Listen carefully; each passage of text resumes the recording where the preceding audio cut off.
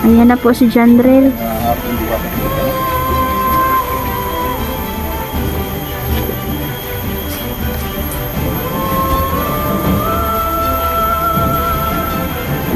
Yung mga ginawa.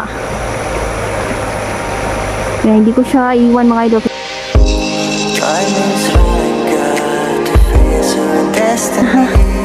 Ikaw aalis. Saan si Tisoy? Saan? Ubusan. Ubusan na kayong masama. Ang dami nyo nang pinatay at nirape na bata!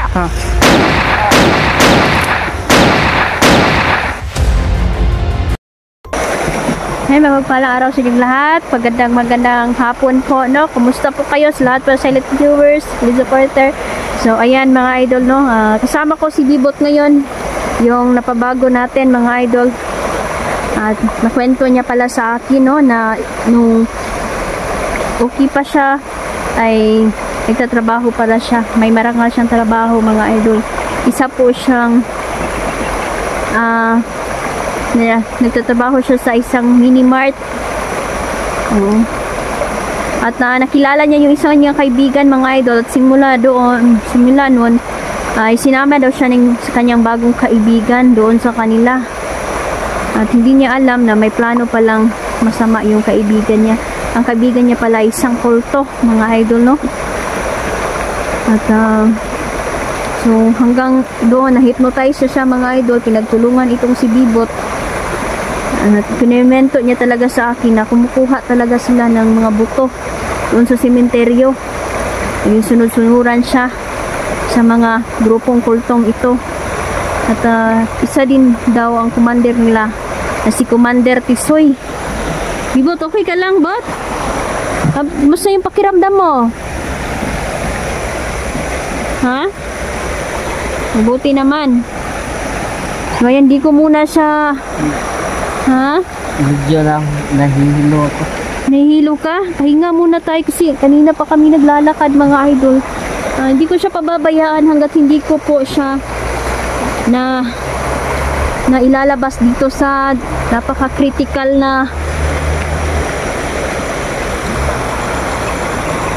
bundok na to.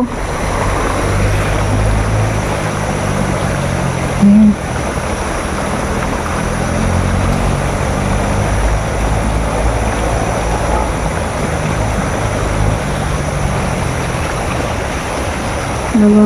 Ako'y natutuwa sa kanyang pagbago mga idol. Lubusan talaga siyang nagbago. Tinawag talaga niya ang Panginoon. Humingi siya ng tawad. Nagsisisi siya sa kanyang mga ginawa. Kaya hindi ko siya iwan mga idol. Kailangan ilabas natin, tulungan natin ilabas siya dito sa bundok na to. Kanina may mga tauhan si Commander Tisoy. Siguro hinahanap siya mga idol dahil naging isa siyang kanang kamay ni Commander Tisoy. Sabi niya sa akin, ang pagplano nilang pagpatay kay Niljan at kay Jandrel. Pero unang target nila si Niljan. Dahil sa gabal daw si Niljan. Dan may plano daw si Tisoy sa akin mga idol, no? Hayop siya.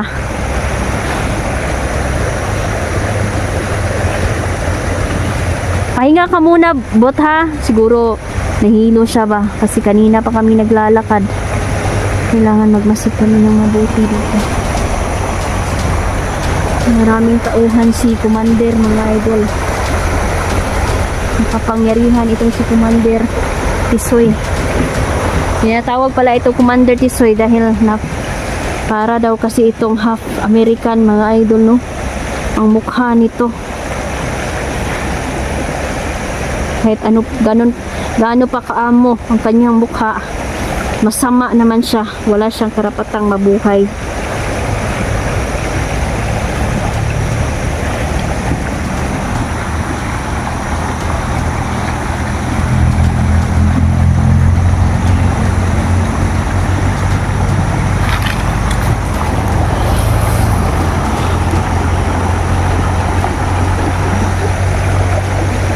Okay ka na? Nakain ko naman siya mga idol, no? Kanina. Kumain kami kanina. So napagod lang talaga siya sa walang Walang tigil sa paglalakad.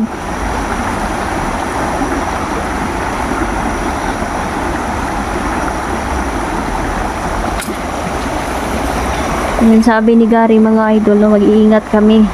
Kasi itong mga commander na to, hindi talaga ito marunong maawa sa mga tao.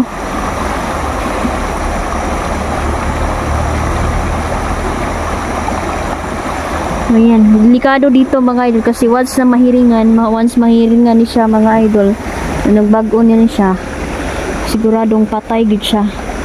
Hindi ko muna siya kailangan ko muna siyang samahan. Baguhin natin siya.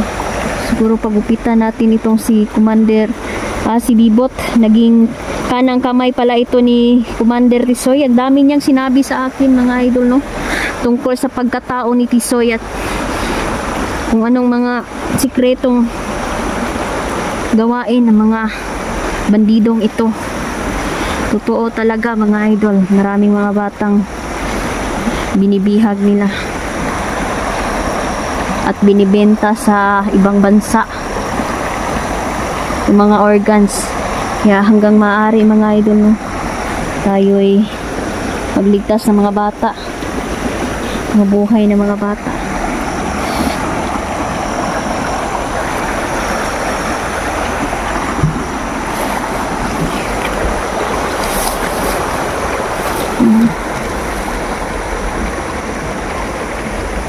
Hindi na may napatay kami doon mga idol.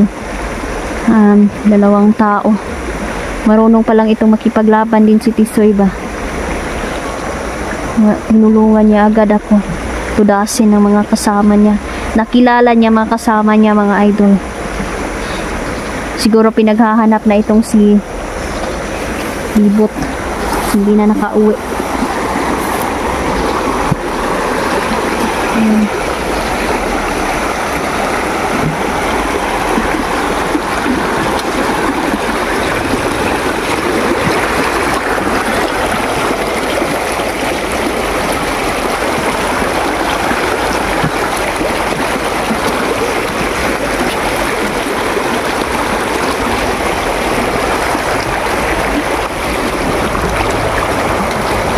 Sana okay lang sila Neljan idol, no? Kasi si Jandrel at si Neljan yung magkasama.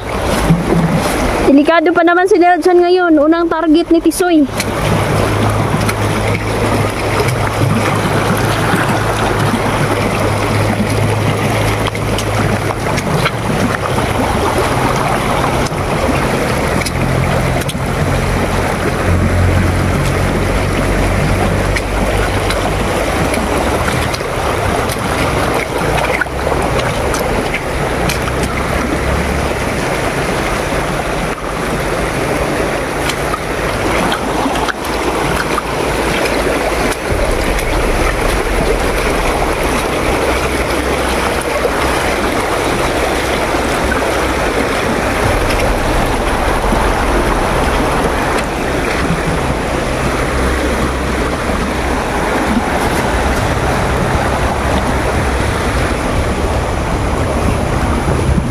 Mahihain talaga ito si Bibot mga idol, no?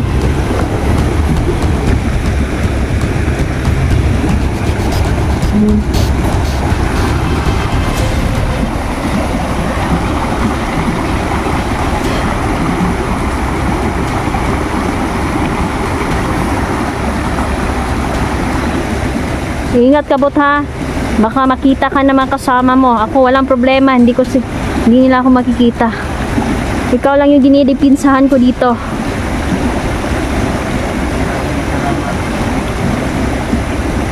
Oh. Kung mag-alala sa pamilya mo.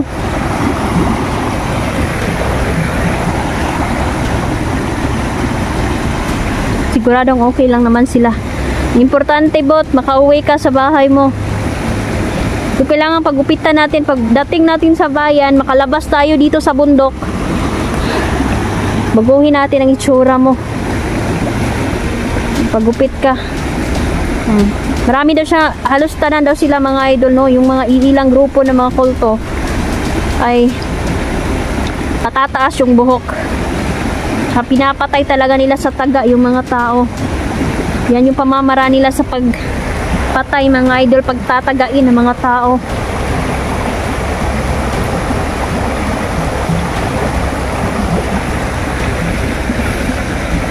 Kaya pa din mo baktas bot. Yeah. Pang malayo-layo pa ang ating pupuntahan. Kayanin ko kahit ano kalayo, basta mauwi lang ako. Tama.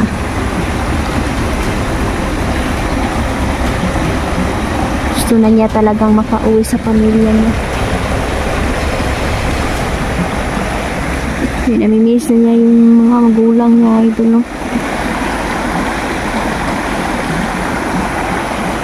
Imagine niyo 2 years mga idol na naging sunod-sunuran, na hypnotize siya ng mga bandido. Gusto mo bang gumanti sa kanila? Ayaw mo na. Ako nang bahalang gumanti para sa'yo. Mabuti, tama yung desisyon mo. Natalikuran mo na ang lahat.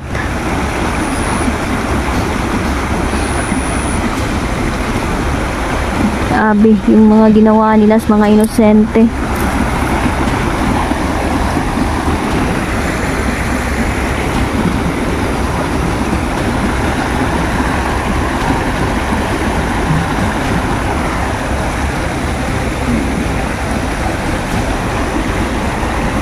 Sana okay lang sila nila dyan.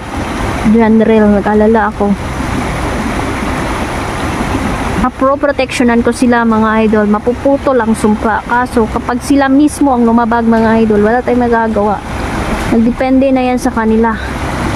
Pero hanggat maaari, bibigay natin ang ating lahat ng kaya natin. Maproteksyonan sila. Hindi ako papayag na may masamang mangyari. Kasama ko, sila na lang yung pamilya ko na din sila. Delikado kami ngayon. Sinasabi ko sa kanila, huwag silang maghihiwalay.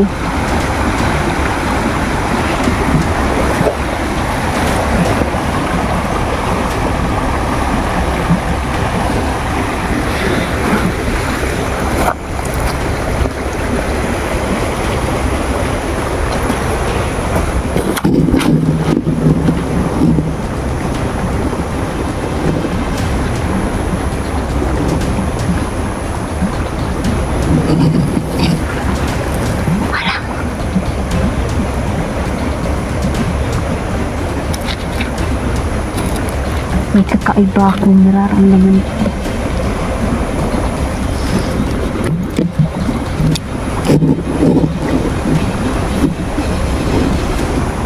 Bot, pinaghahanap ka na nila ng mga kasama mo. Tingnan natin dito.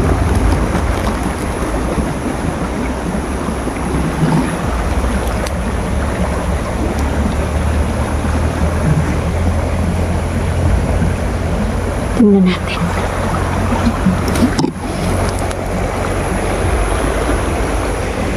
Hawakan mo muna to. Para may narinig akong mga yapak.